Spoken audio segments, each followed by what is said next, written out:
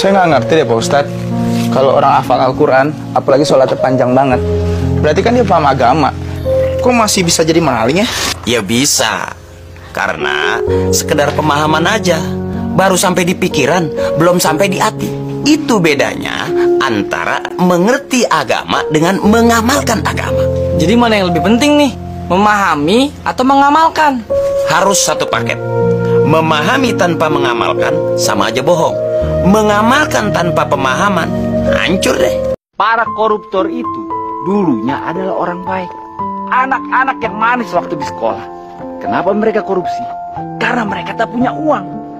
Kemiskinan yang membuat mereka menjadi pencuri. Bukan kemiskinan yang salah, tapi keimanan mereka. Mereka baca syahadat rul. Bah, camkan kita. Tak ada pezina yang di saat berzina dalam keadaan beriman. Tak ada pencuri yang di saat mencuri dalam keadaan beriman. Dan tak ada peminum arak yang di saat meminum dalam keadaan beriman.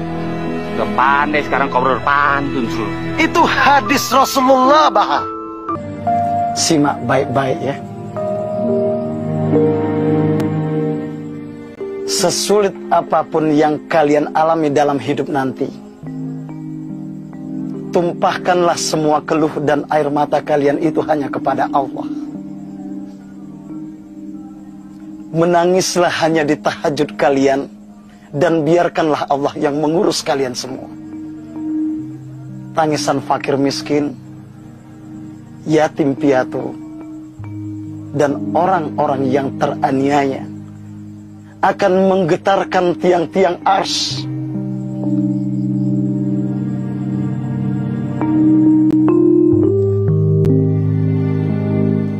Hanya wasiat inilah yang bisa Bapak wariskan sama kalian.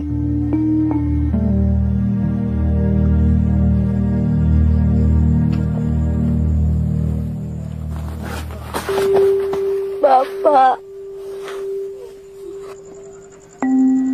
Kehidupan yang naik turun itu biasa. Iman yang naik turun itu memang begitu perilakunya. Hati yang dibolak-balik itu semua kuasa Allah. Jangan takut gagal, Bro. Betul, Pak Ustadz. Awak yakin kesempatan bisa datang berkali-kali. Seperti halnya Allah berkali-kali membukakan pintu taubat untuk orang yang sama. Kita makin mendekati akhir zaman, Kak. Banyak anak muda yang jauh dari agama. Seks bebas sudah bukan hal yang memalukan. Narkoba kriminal ada di mana-mana. Para orang tua yang paling bertanggung jawab akan hal itu. Lantas gimana nasib anak ayah nanti? Gak heran dulu Nabi Khidir mencekik anak kecil itu. Nabi Khidir melakukan itu atas informasi dan petunjuk Allah. Sedangkan kita hanya dibebani ikhtiar yang sesuai dengan syariat. Makanya, didik anak kamu sejak dalam kandungan, sebelum terlanjur besar nanti dan sulit dikendalikan. Gak usah takut. Tetaplah menjadi suami dan ayah terbaik buat keluarga kita ya. Mira pun akan melakukan hal yang sama untuk kita. Orang-orang seperti kita nggak tahu kemana nasib akan membawa. Tapi jangan biarkan iman kita yang terbawa. Mulai sekarang, kita jangan membicarakan soal uang di rumah kita. Karena memang tidak ada uang di sini. Kita bicarakan tentang Allah setiap saat. Hanya itu yang tersisa di rumah kita, Bang. Kenapalah hidup kita laksana buih di lautannya, Din? Selalu aja diombang-ambing ke sana kemari. Belajar mensyukuri dari yang sedikit, supaya nanti lu pinter mensyukuri yang banyak. Allah yang ngatur setiap derajat manusia. Jadi kalau hari ini ada orang tidur di kolong jembatan, Allah bisa bikin besok tahu-tahu tidur di istana. Saya yakin, Bang, mereka pasang lagi jimatnya.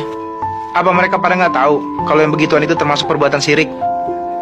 Setahu gue mereka ngerti. Mereka juga tahu, juga takut sama dosanya. Tapi kenapa mereka masih nekat juga? Karena didorong oleh hawa nafsu mereka sendiri. Mereka nggak sabar menunggu jawaban dan keputusan Allah. Makanya ambil jalan pintas, tapi sesat. Mestinya Allah nggak main rahasia-rahasiaan sama kita. Ini namanya ujian iman, Barok. Jadi dalam ketidakpastian logika pikiran-pikiran manusia, kita masih beriman gak pada Allah? Termasuk juga beriman pada hari akhir. Sampai sejauh mana kita beriman tentang hari akhir? Nah, kalau lo ngomong soal hari akhir, lo bakal didebat, bakal dibantah sama yang kagak percaya. Goyah nggak keimanan lo pada Allah? Kita tunggu aja nanti siapa yang terbukti paling benar. Nggak perlu mesti nunggu, Juki.